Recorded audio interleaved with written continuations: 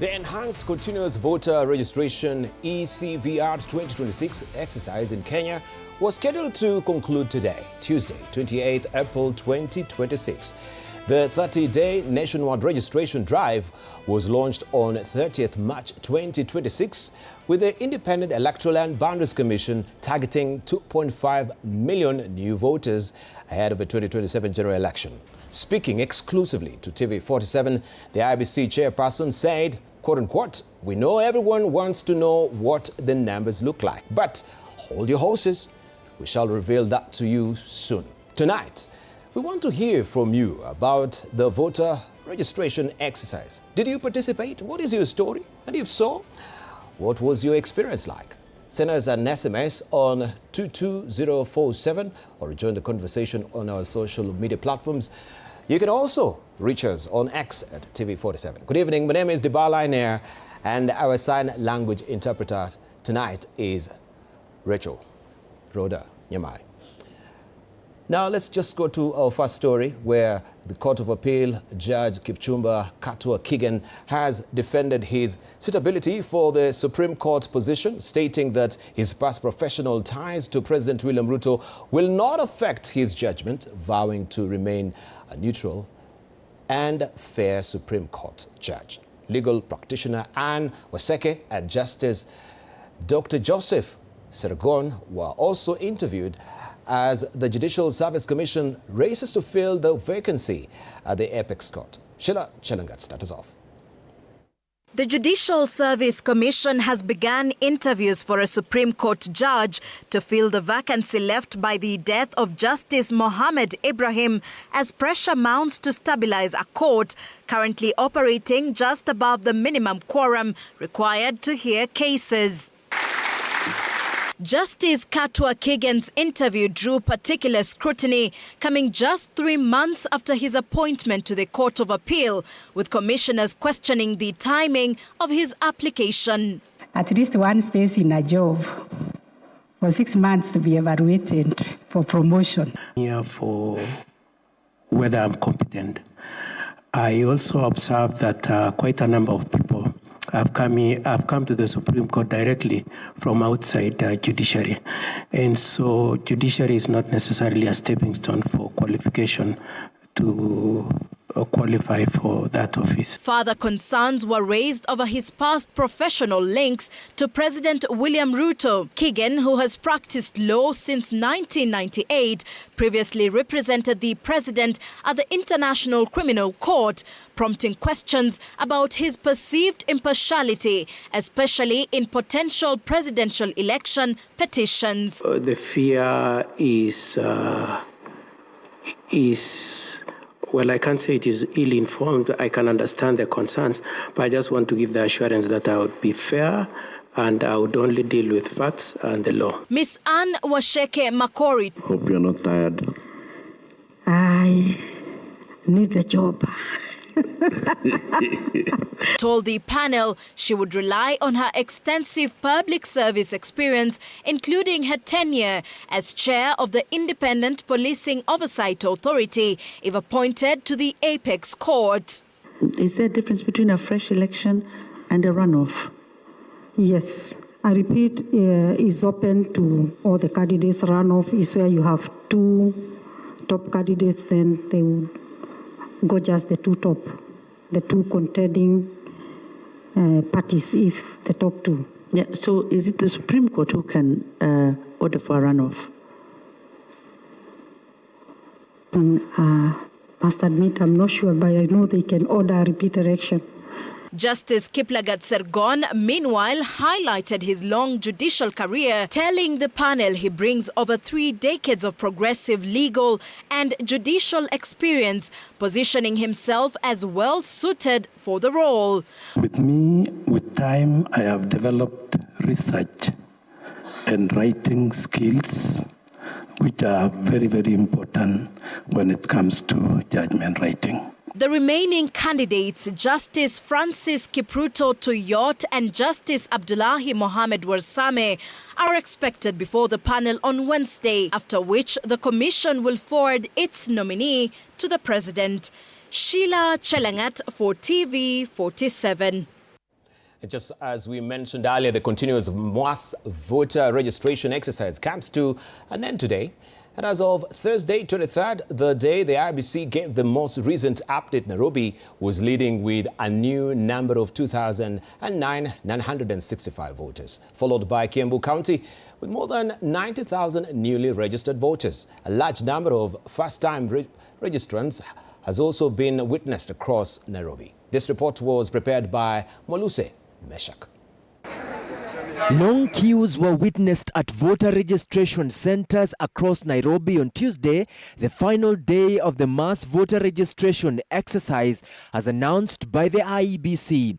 However, despite the rush, some Kenyans still say they have no clear motivation to register as voters. The Independent Electoral and Boundaries Commission says it has achieved 75% of its 2.5 million target, with 505,344 new voters registered between April 17 and April 23 alone, reflecting a sharp increase in last-minute registrations ahead of the 2027 general election. By Thursday, Nairobi County had registered 209,965 new voters, followed by Kiambu with 97,557, Nakuru with 81,166, Kakamega 80,711, Bungoma 62,203, Meru 56,486 and Turkana with 50,310. In addition to new registrations, 159,410 voters applied for transfers, while 2,817 updated their registration details, indicating significant movement within the voter register. As the exercise peaked on Tuesday, first-time registrants expressed satisfaction with the process, although questions remain over why some Kenyans, especially young people, still see little need to register as voters. Kuja chukue card na make sure exercise your right to vote. Some citizens cited dissatisfaction with the voting process, describing it as tiresome and exhausting. President ama our leaders wanisaidiangi, hakuna vile wananisaidia in my life, sijasaidika na wao, mimi hujisaidia.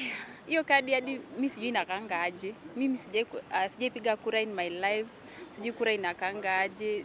Tuta take part in elections so that we can elect the leaders who are going to represent us. The surge in turnout was also recorded in other parts of the country.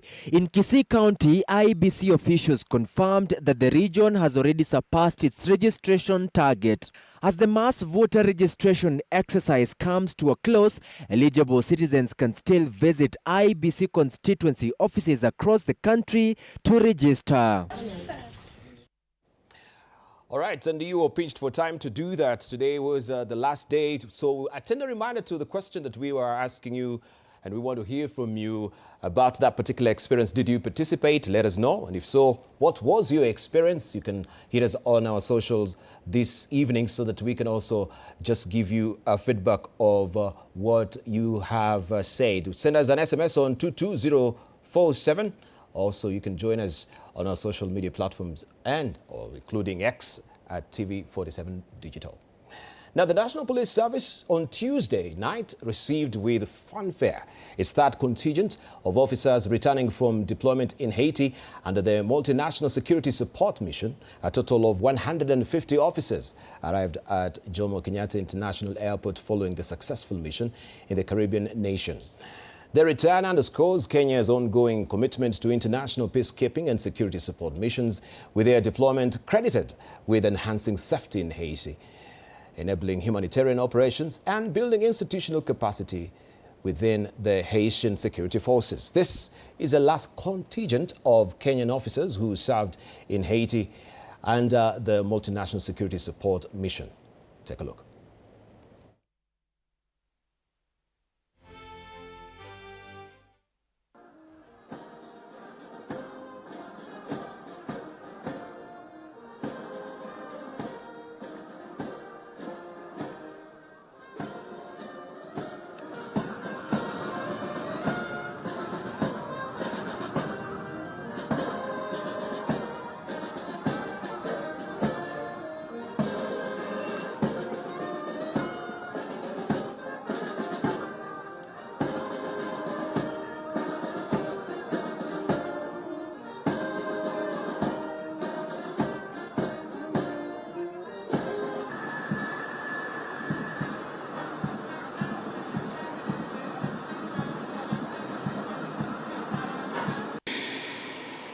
distinguished guests, colleagues, ladies and gentlemen, good evening.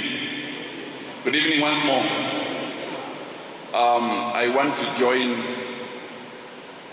everyone who turned here this evening to welcome back our gallant officers who arrived this evening after a mission that was successful and a mission that completed the restoration of stability in Haiti.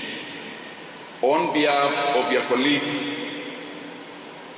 from the Kenya Police Service, I want to say hongera sana kwa kazi nzuri mliofanya kule Haiti. Secondly, I am looking forward as you integrate back to the Kenya Police Service and to the rest of us here. I look forward to tap into your credible experience that you attain while in Haiti. And as DIGKPS, I will be more than happy to share the experience, that you share the experiences with your colleagues so that we can move together to the right direction. You have done us proud, not only the Kenya Police Service, but as a country at large. So you are coming in here today is a manifestation that everything is possible. You've done it and you will do it even in the near future in other assignments. I have no doubt in my mind whatsoever that the good job that you've done there will not go in vain, but instead it will build a stability, not in Haiti only, but in the rest of the world. With those few remarks, karibuni sana. And through the 22 months and 7 days that you had been away from the Republic of Kenya, you had been to a distant land of Haiti, many miles away from here. On behalf of the National Police Service,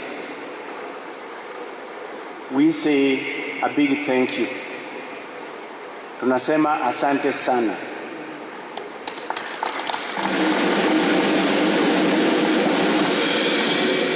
You have done a great job. You are a testimony to the fact that the National Police Service is trained to the highest levels. It is trained to the international standards. It can be able to deliver the services of policing anywhere, anytime. You have made the mission to Haiti mission possible. Mr. Otuge, the Force Commander, thank you very much for guiding that mission.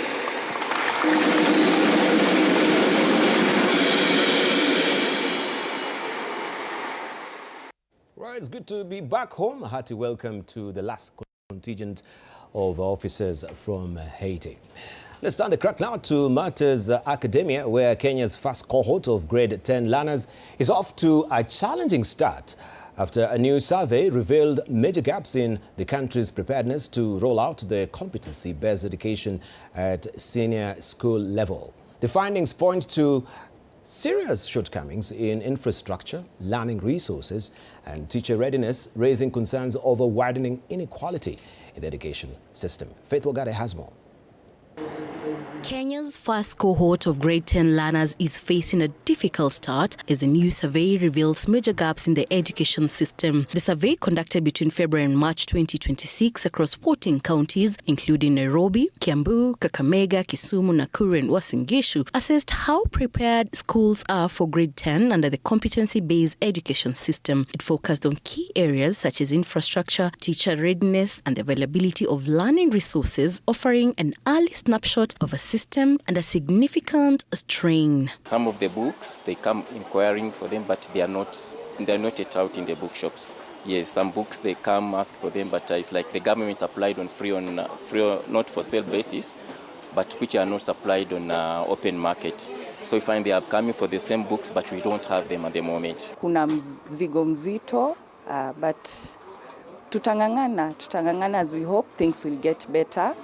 only 56.2% of schools report having adequate classrooms, while access to critical learning facilities remain far lower. Just 33.9% have sufficient science laboratories, 17.1% have ICT labs, and a mere 16.2% are equipped with workshops. This highlights a serious mismatch between curriculum demands and school capacity. CBC replacing 844 but then becoming a worse form of 844 is real if we do not ask the government to act now. 38.4% of C1 schools report having adequate workshops compared to just 7.9% of C4 schools, underscoring a deeply uneven system where learners in lower tier schools face limited access to essential facilities. Only 9% of schools report full availability of learning materials, while more than 70% say resources are only partially available. Schools offering special needs education are among the most affected. The government was not adequately prepared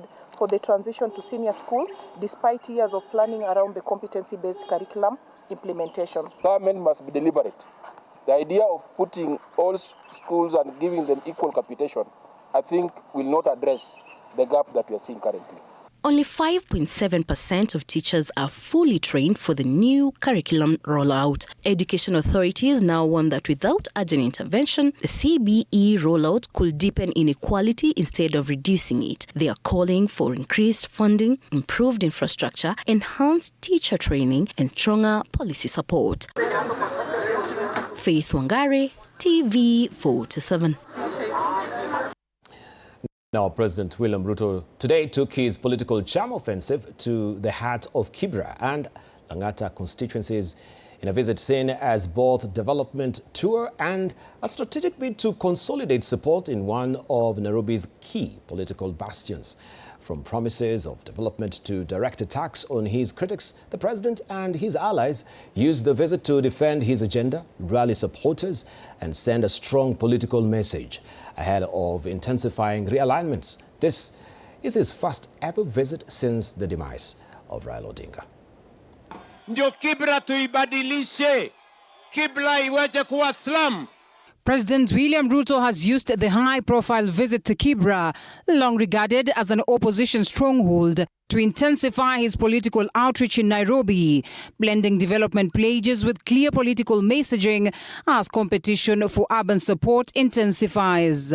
The visit highlighting Kibra's growing importance as a political battleground, with both government-aligned leaders and the opposition increasingly jostling for influence in Nairobi's urban voting blocks. Mnawajua wale jamaa wa matusi mingi na kisirani mingi na bela mingi. Ruto's allies framed the tour as part of a broader strategy to expand his political footprint, portraying the president as reaching out beyond traditional support bases. Raila Education Center. During the visit, cheering crowds lined the streets as the president toured the constituency, presenting his government as committed to serving all Kenyans, regardless of political affiliation. But beneath the development messaging, the visit carried a strong political undertone, with Raila Odinga Jr. and other leaders defending Ruto's presidency while criticizing opponents for what they termed politics without solutions. Ningependa kusema asante sana, Your Excellency and the government of Kenya kutusaidia huku Raila Odinga Center, manake baba aliamini education is a lifeline. Wakenya wamekubali. Lazima kazi iwe kitu cha mbele kuliko makelele. Hakuna maendeleo imefanywa Kenya kama ile ambayo umeleta. Kwa hivyo tunakushukuru na tunasema tutam siku zote. The president also made a series of pledges, including 2 million shillings to support grassroots football, a promise to help eradicate the Kibra slum through a housing program, and the commissioning of 8 classrooms at the Raila Odinga Education Center, alongside commitments to support ongoing projects initiated by the Odinga family. Tunasema tuko ndani ya tutam kwa sababu sisi kina mama umetupatia nia, umetupatia dignity. Na tunasema tuko broad based, Na ni two-term. Wapi two-term? As political temperatures continue to rise, today's Kibra visit signals that President Ruto's battle for Nairobi's political support is far from over. For TV47. All right, the main teachers' unions in the country, NAT and GOtv, have taken different approaches in addressing the challenges of transitioning teachers' health insurance from Walimu cover to the Public Officers Medical Scheme Fund. This story was produced by Alvin Kidinji. On one hand, the Kenya National Union of Teachers, KNUT, has announced the successful conclusion of 4 weeks of negotiations with the Social Health Authority and the Ministry of Health. These talks have bore fruit by resolving urgent operational challenges, a step seen as a major victory for teachers relying on health services through this scheme.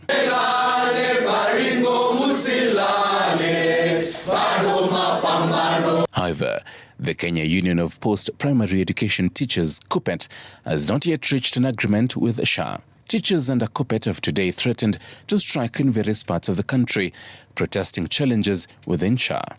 We were enrolled in SHA, and we thought SHA was the best medical cover in this world. But it is unfortunate that the results we are receiving from the hospitals and from our members, the feedback we are getting, is disheartening. We are not ready to keep on digging deeper inside our pocket to pay, and yet the government was very clear the kind of medical cover that we are having, it's supposed to be a comprehensive cover, but in real sense on the ground, vitally different. GOtv said it will hold 2 days of discussions with SHA management to deliberate on the difficulties teachers face under the new system. GOtv has promised to release the outcome of these talks on the 30th of April. Tulipatiana ilani ya kwamba kama mwezi kuweza hii maneno, afadhali tutoke kwa hiyo SHA, turudi mali ambapo tulikuwa tumekubaliana hapo awali. So tunaenda Naivasha leo, tutakuwa na mkutano na watu ya SHA kesho, ili tuweze kuangalia hizi challenges na tupate suluhisho kwa mambo haya. We only want to ask our members to remain calm, wait for the outcome of our engagement, because unions are not created to perpetuate standoff, but at least to provide solutions, especially on matters of this nature. These changes in the health insurance have sparked intense debate among teachers, with their unions aiming to ensure teachers' interests are represented during this transition. While KNUT celebrates early successes, all eyes are now on GOtv to see whether it will secure solutions to the challenges facing teachers. Now, the Kasarani land dispute has taken a new turn after several girls claimed that goons physically and sexually assaulted them at Paradise Gardens. The picnic spot is next to Paradise Lost, which has been plagued by land scandals. The armed men who say they are protecting the Kasarani land conduct patrols day and night. Modoni Brenda has more. Hey, I don't know even where to begin. I'll start with, you can see I have a swollen left eye. Bridget Karen says she and her friends had visited Paradise Gardens to celebrate her birthday. Karen recounts how what was meant to be a day of celebration quickly turned into one of pain and distress. Tell me why tunaelekea towards the exits of the premises and then 50 plus men come in armed. They have pocket knives, they have machetes and rungus. She explains that everything happened so fast. So the moment one of them is calling me, navutwa nekwa chini. And this nigga spreads my legs open and starts touching me kila mahali until he saw my sling bag that I had carried. I tried shikiliari my sling bag. This happened. Nikekwa ngumi ya macho. The goons roughed up the girls, and the only thing that Karen recalls after the ordeal was a good Samaritan coming to her aid. Just a guy alinitoa hapo chini. He protected me, akanitoa from the premises, and I was crying because I don't know where my friends are, if they're safe. So one of my friends appeared and I'm relieved, but not yet. Wapi warembo wangu wengine wawili? So we reached there, another guy is trying to calm me down. I'm crying, I'm hysterical. Inside the stranger's car, he explained how the area has become unlivable since the Kasarini land dispute escalated last week. When we're in the car with the guy who removed us from, he explains what has been happening. Apparently there's been this thing of grabbing land, and I'm not going to go further with information because right now I'm still shocked. Following this report, TV47 visited the disputed Kasarini land, an area we had covered last week after a local newspaper linked Security Cabinet Secretary Kipchumba Murkomen as well as MPs Elijah Kororia and Oscar Sudi to the land saga. Upon arrival, we found that the road leading to Paradise Gardens had been blocked with a tree. More than 30 men were patrolling the area, all armed with crude weapons. One of them, who appeared to be in charge, ordered our vehicle to stop. He then instructed about 4 men to come and interrogate us. Their main concern, the cameras. We were unable to take any footage because the goons were hostile, and we quickly realized that filming is strictly prohibited in the Kasarini area. So hi guys, we've just checked the situation at Kasarini, and let me tell you, tumefika hapo walikuwa wameketi chini like 50 men. They didn't have like pangas, but walikuwa na marungu. Tunafika, wanatuambia nyinyi simameni. And then 4 men wakakuja wakaja kwa gari, wakaanza kutuuliza, leteni hizo simu zenyu, what are you recording? Venye tumeona wanakam, tukachukua kamera, tukaficha huku hivyo chini, tukaficha chini ya rungu ya dere, tukaficha hapa hivyo chini, tukatoa simu zetu na tukaficha malapels. But sasa tulikuwa tunaogopa kwa sababu stand yetu iko kwa boot. So tunaogopa akiendelea kutuongelesha ataona nini ya boot. Anasema, "Ebu leteni simu zenyu, tuone hizo gallery zenyu. Inakuwa ni nyinyi mnakuja huku kuturecord. Mnaleta utiaji." Guys, we were so scared. We escaped by a whisker because our driver was able to speed off, but on our way back to the office, the fear inside the car was almost tangible. This dispute has now transformed an area once known to Kenyans as a place of entertainment into what is now being described as a hotspot for violent activity. Modhoni Brenda for TV47. Thank you, Brenda. We want to take a short break right now. That is, of course, Rhoda and I as we slake our thirst. But I'll be remiss if I don't show you what is coming up tomorrow, the publication of The Star. And this is what you'll be waking up to tomorrow in the morning. Disquiet rocks Oburu camp as MP's new political plan is the splash. And looking at the flag there, it reads, several lawmakers consider joining Sifuna team. The story is tucked away on page 4 and 5 of the publication. Also, we have varsity student who fell from 6th floor met lover on dating site. This is according to the cops there. This is Consolata Givenji, 22, who died after reportedly falling from a building in Kileleshwa. That story, you have all the gritty details on page 21 of the publication tomorrow.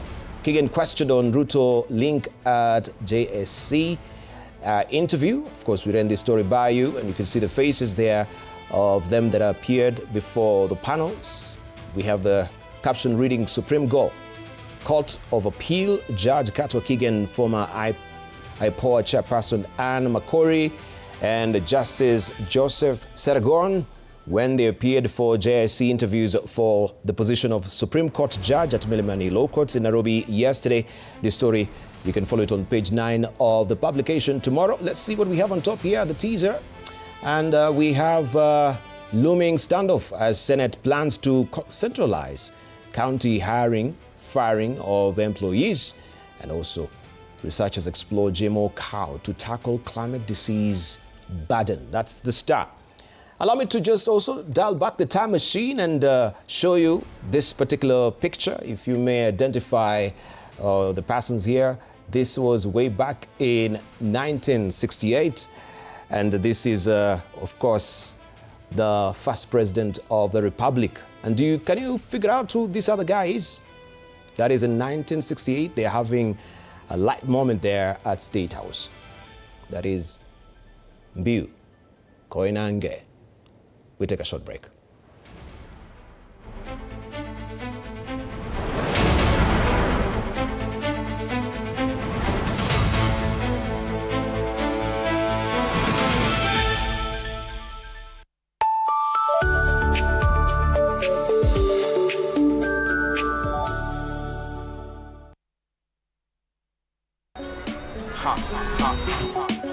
Skia ni juicy. Flavor zote tamu tena fruity. Yummy na flow kama maji, juu ni tamu kama sali.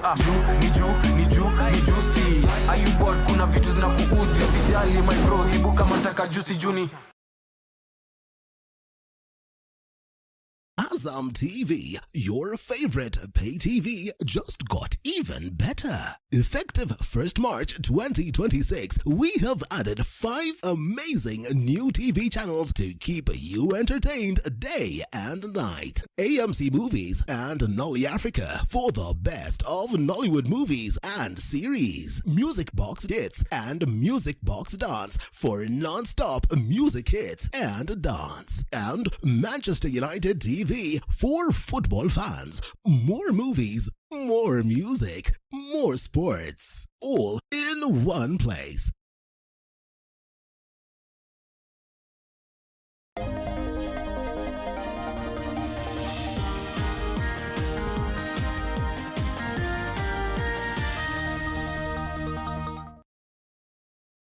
The county government of Kiambu, under His Excellency Dr. Kimani Wamatangi, has waived 100% interest and penalties on unpaid land rates. Clear your outstanding principal within the waiver period to benefit. Your payments support key projects like ECDE centers, hospitals, roads, markets, and farm inputs. To pay, visit your nearest municipal office with land documents, and payments should be made directly to the county bank account.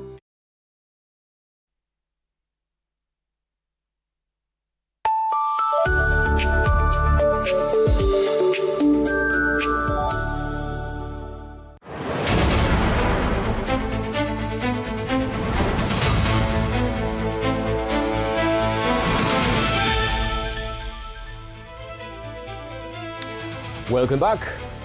Now, the High Court in Nakuru, through Lady Justice Patricia Gichohi, has ordered Captain Edwin Muthoni Kaunga to be admitted to Mathare National Teaching and Referral Hospital after a mental assessment found that he suffers from a bipolar disorder. The court ruled that he is currently unfit to plead to the murder charges facing him. Captain Kaunga is accused of stabbing his wife, Anita Mugweru, in St. Mary's Estate, Nakuru, on the 14th of April. Mike Chalo has more. After being arrested over the alleged murder of his wife, Anita Mugweru, at their St. Mary's residence in Area 58 of Nakuru, Captain Edwin Muthoni Kaunga was arraigned in court today to face murder charges. However, the prosecution presented a psychiatric report indicating that the military officer is not mentally fit to stand trial. The accused is unfit to plead at this moment. The report, prepared on 23rd of this month, states that Kaunga was diagnosed with bipolar disorder as well as post-traumatic stress disorder. According to the medical findings, the condition developed following security deployments in Somalia and Congo between 2019 and 2025. We will be seeking an order for the accused to be admitted to Mathare Mental Hospital for treatment for bipolar mood disorder and post-traumatic disorder as advised by the consultant psychiatrist. The report further states that the illness led to significant behavioral changes, including aggression towards family members, insomnia, extravagant spending, renting high-end vehicles, giving money to strangers, and claiming association with senior government officials. It also emerged that Kaunga had previously been admitted and treated at Forces Memorial Hospital in Nairobi and the Regional Army Hospital in Lanet. He has been undergoing treatment for that disorder, even before the incident that took place, leading to the death of the court has now directed that he be transferred to Mathare National Teaching and Referral Hospital for further treatment until he is declared fit to take plea. The matter will be mentioned again on June 4th this year. The court has noted the report by Dr. Wafula. The accused is unfit to plead. The plea is deferred. Then the accused person, a BN, is hereby referred to to Mathare Mental Hospital for treatment. Mike Cello, TV47. Thank you, Mike Cello. Now, Sudan's worsening conflict has taken center stage at the IGAD Mediation Reflection Conference in Nairobi, where regional leaders, diplomats and peace experts are calling for urgent African-led solutions to restore stability. With the war in Sudan now entering its third year, leaders warned that failure to act could further destabilize the African region. Kenya's Prime Cabinet Secretary Musalia Mudavadi emphasized the need for unified and practical approaches to conflict resolution. Our reporter Michelle Mwangi has the details. His Excellency Dr. Warkana Gabayo, the Executive Secretary. Sudan's worsening conflict dominated discussions at the IGAD Mediation Reflection Conference as regional leaders, diplomats and mediation experts warned that the ongoing war, now in its third year, continues to worsen humanitarian conditions and threaten stability across the Horn of Africa. They are still bleeding. The people of Sudan, which was very generous, hosting before 3 years millions of refugees from the region, now they are themselves refugees. The war has spread and the humanitarian and social burdens weighing heavily on the Sudanese people have worsened. Participants raised concerns that current peace efforts are being undermined by fragmentation and competition interests, which they say are slowing progress towards lasting solution in the region. There is no longer a single center to negotiate with. What does mediation look like in the world without center? Leaders also warned about the growing commercialization of peace processes, cautioning that it risks weakening credibility and delaying meaningful resolutions to long-standing conflicts. Protracted and mutating conflicts, marked by fragmentation of actors, are testing the limits of traditional approaches to peace processes. Keynote speakers at the two-day conference emphasized the need to strengthen mediation efforts, calling for improved coordination and stronger African-led approaches to conflict resolution across the Horn of Africa. African ownership in addressing African conflicts. And that the African will is capable of finding solutions to African problems. With Sudan's ongoing conflict highlighted as a key issue, the IGAD Mediation Conference calls for urgent reforms to restore peace in the African region. Michelle Mwangi, TV47, Nairobi. Right, to a celebratory note where the village of Ndonyo Ngaria in Chisumei is celebrating one of its own after 32-year-old Sawe set a new record, putting the area on the global map. Residents have described him as a disciplined and hard-working athlete who has also been supporting upcoming talent by providing them with sports gear such as running shoes and tracksuits. Sawe comes from a family of athletes, with both his parents having participated in various competitions. His mother, Emily Chepkering, says she spotted his talent when he was just 4 years old, while his father describes him as a well-behaved and focused young man who has never been associated with trouble. Villagers say Sawe's victory has brought great honor to Ndonyo Ngaria and has inspired many young people to pursue athletics. They now want the government to recognize his achievement by erecting a statue in his honor or naming a street after him. Sawe ana maneno na mtu na yeye anapenda kusaidia watu. Hata vile alikuwa hata anza kukimbia. Hata wapapa saa huko akiambia nini afanye kazi, anasaidia. Hakukuwa kijana mwenye anakataa kusaidia wasasi. Nilionanga tu kwa sababu wakati alikuwa anaenda alinipigia simu, niko Nairobi ndio naelekea kwenda. Kaambia baba, waenda, tunakuombea utafaulu. Na yeye kweli alikuwa anataka hiyo. Alikuwa ananiambianga atafunja record, lakini vile sasa niliona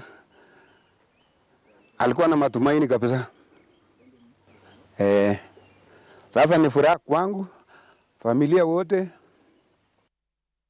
A proud moment there, bully for him.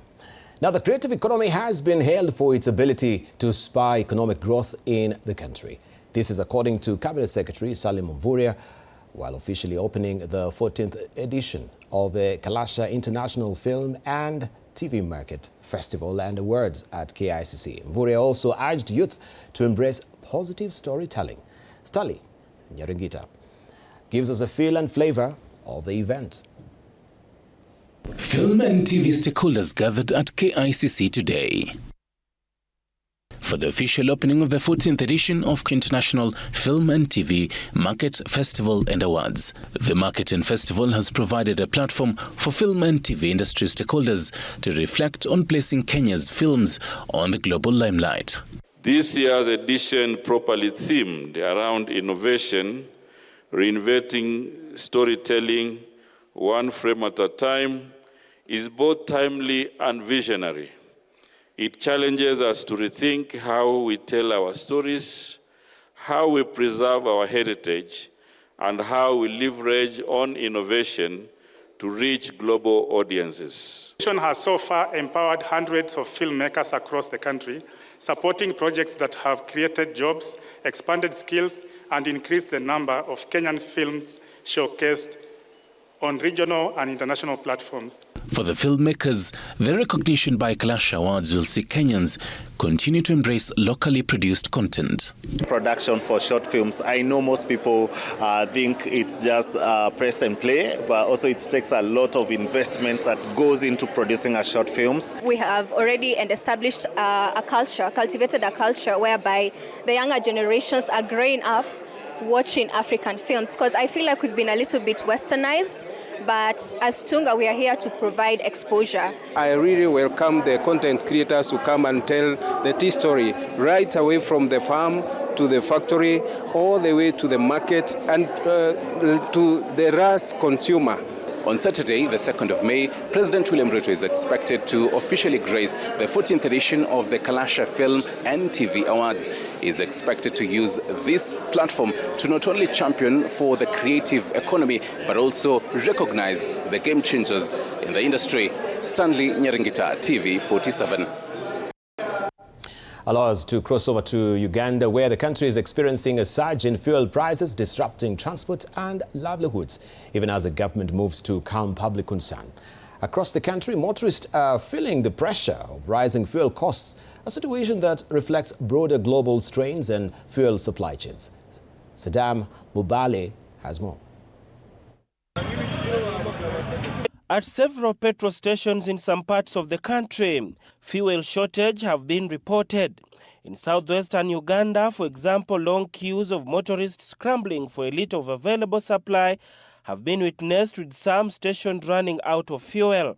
We currently are facing challenges with fuel, the scarcity, and of course the prices are rising every day. Station managers attribute the situation to reduced deliveries and spike in demand, pressures that mirror global supply distribution linked to logistical challenges and regional trade constraints. Even our neighbors at Toto, they don't even have. But maybe you are soon waiting, you shall get. The impact is being felt mostly by transport operators. Boda riders say many have parked their motorcycles as fuel becomes unaffordable, while taxi operators have increased fares.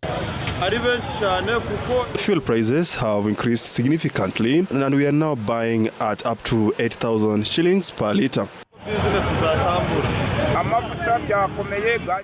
Fuel has become very expensive, and it is making business increasingly difficult. In some parts of Uganda, fuel prices have jumped from about 5,500 Uganda shillings to as high as 8,000 shillings per litre, which is an increase of about 277 Kenya shillings, up from 175 shillings. There have been isolated reports of stockouts at some retail stations. These are attributed to what I have explained, some logistical challenges and operational challenges within individual supply chains, not shortage of fuel at the national level. During the 11th Uganda Oil and Gas Convention in Kampala, the Minister of Energy and Mineral Development, Ruth Nankabirwa, assured the country that there are sufficient national fuel stocks and noted that an additional 119 million litres of petrol had arrived in Mombasa to strengthen national supply. Uganda currently holds adequate fuel stocks within operational thresholds. Planned imports include approximately 163 million litres of petrol.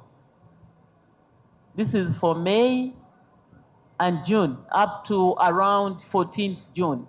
These volumes, combined with existing stocks, provide a cover of up to 67 days for petrol, for example, 84 days for diesel, and 89 days for jet fuel. Despite government's assurance, the situation on the ground in some regions remain tense as supply gaps and raising prices continue to affect daily lives.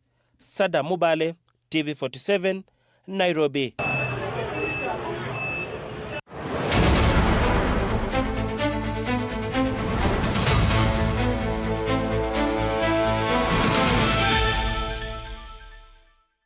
All right, time to crunch the numbers where young sustainability innovators have secured backing from Strathmore University and ABSA Kenya Foundation to scale their solution beyond prototypes following the 2025-2026 My Little Big Thing Sustainability Innovation Challenge finale. The partnership will support 16 finals, I should say, through a structured program focused on investment readiness, legal compliance and intellectual property protection. National Youth Council CEO Gloria Wawira said the initiative shows youth are driving development, while MK Africa highlighted its role in building investor-ready, scalable enterprises. We look at the young people. It is the young people who come up with solutions for the problems and initiatives in their community. Will those initiatives solve a problem within their community or not? And that's why for us as a foundation, we look at these young people because they are current leaders and future leaders. Investing in them, we ensure that the community, the country, and globally, we have a future. So we have developed with our partners, and especially ABSA Kenya and Strathmore University, is a program where over the next 12 months, we're going to work with these innovators so that they can be able to develop their ideas into truly investable and bankable projects.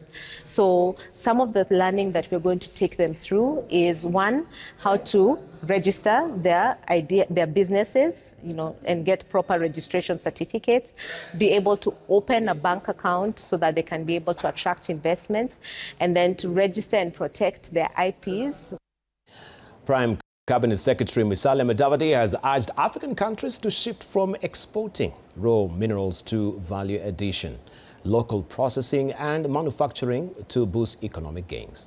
Speaking ahead of the Kenya Mining Conference in Nairobi, he said Africa's mineral wealth can drive industrialization and jobs if supported by stronger policies, infrastructure and investor confidence. Leaders including Cabinet Secretary Hassan Joho backed calls for a unified continental approach to resource development. To pull up our socks, we have to wake up to the reality, and we have to negotiate tough and smart, because the simple saying is that you get what you negotiate for. So if you under-negotiate, then you'll know what you get. If you negotiate smart, then you'll get a better deal out of it. So we have that obligation as leaders, as the people at the forefront, to negotiate smart on behalf of those people that have been saying, actually, mine using very basic tools. Coffee farmers in Kirinyaga County have earned a record 7.4 billion shillings payout, with sherry prices ranging between 104 and 157.4 per kilogram, averaging 139 shillings. Governor Anwar Iguru attributed the surge to reforms, improved quality and county support. Production rose to 49,100 metric tons, while top cooperatives posted strong returns. Farmers received 6.99 billion shillings, boosting incomes and reinforcing Kirinyaga's position among Kenya's leading coffee-producing regions. Serikali tumetoa seedlings kwa wakulima hawa wa kahawa kama county government. Hii planting season tumewapatia 120,000 railroad to grafted seedlings. Hii kamiti yetu inatufanyia vizuri, hata county ni mzuri sababu inatusupport kutujengea store pale, alafu makatuletea tukaletewa fertilizer wakati ile inafaa. Sasa ni kusema asanti, na hata hii payment imekuja, tunatamani next year tupate 200 si 160 na tutafurahia kama dhirikwa.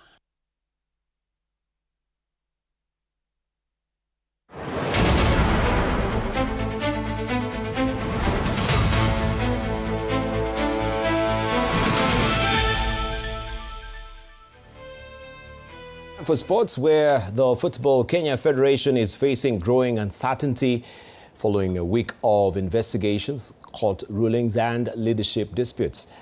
And today, the High Court in Kiambu has issued conservatory orders blocking any leadership changes within the federation. Uncertainty continues to grip the management of Kenyan football as corruption investigations, court battles and leadership wrangles deepen, with clarity expected when the matter returns to court in May. The High Court in Kiambu has issued a conservatory order blocking the leadership changes within the Kenya Football Federation, effectively preserving the current leadership structure. The ruling also temporarily stops Deputy President McDonald Mariga from taking over in an acting capacity. And he's sure this is corruption fighting back, but is determined that without fear or favor, he will discharge the mandate given to him by all the clubs in this country and all the citizens of this country. Amid reports of leadership changes, Sports Cabinet Secretary Salim Vuria says the ministry has not received any formal communication from FKF's National Executive Committee regarding the alleged expulsion of President Hussein Mohamed. What I want to tell you is that as a ministry, we don't have anything official on our table. We've been following through your reports in the media, and we are happy that FIFA has already written to get communication from the Federation, and we are also looking forward to the decision of FIFA. Once they receive these documents, they will give the way forward. FKF President Hussein Mohamed has denied any wrongdoing, stating that the insurance under investigation was procured by the Confederation of African Football and that no funds were lost.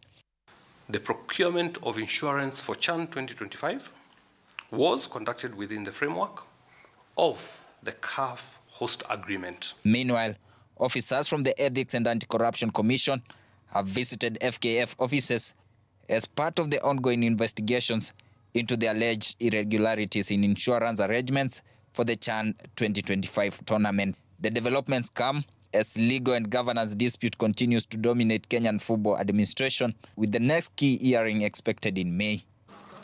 Duncan Mutua, TV47. The CAF Safe Stadium Initiative workshop has officially commenced today in Nairobi, marking a significant step forward in strengthening safety and security standards within Kenyan football. The three-day program, organized by the Confederation of African Football in partnership with the Football Kenya Federation, will see the training of 40 new safety and security officers drawn from across the country. This initiative forms part of CAF's broader commitment to improving match-day safety standards across Africa while supporting Kenya's efforts to build capacity as it prepares to host major tournaments in the coming years. It's an important workshop for us to do today based on the experience we had during CHAN from a safety and security perspective. I know we have a culture and we have to keep on changing that culture through capacity building and workshops. Our people need to understand what they need to do during match days. Our people need to know what they need to do during events. I think from this workshop, because all our clubs have safety and security officers, but I think we need to keep on empowering them through such workshops. And in the ride-up to this workshop and after this workshop, I'm sure we will put proper measures, especially through our office, to come up with a national safety and security policy for our games. And that policy will help us implement some of the things that we are being taught by CAF from their blueprint, which is the CAF Safety and Security Manual. CAF has done very well. We've seen during CHAN, and our focus right now is on AFCON. Together with the federation, we are going to work close and make sure that all the matches which are played, they'll be adhered with the rules and regulations of the CAF and FIFA. This is a very interesting one, where Nairobi Lioness Football Club are the champions of a Grannies Masters Football Tournament, Lower Eastern Region, held today in Machakos. The tournament brought together football teams for Grannies from Nairobi, Machakos, Makueni and Kitui counties as a physical exercise for the elderly to help them combat age-related diseases caused by lack of exercise. With the victory, the Lioness have secured a ticket for the finals to be held in Nakuru next month.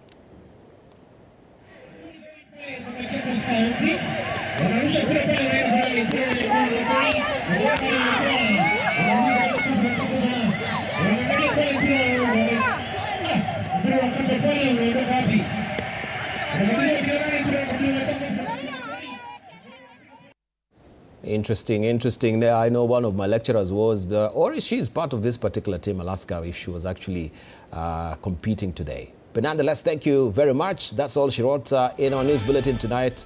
My name is Debarl. Inea, may you have a restorative night.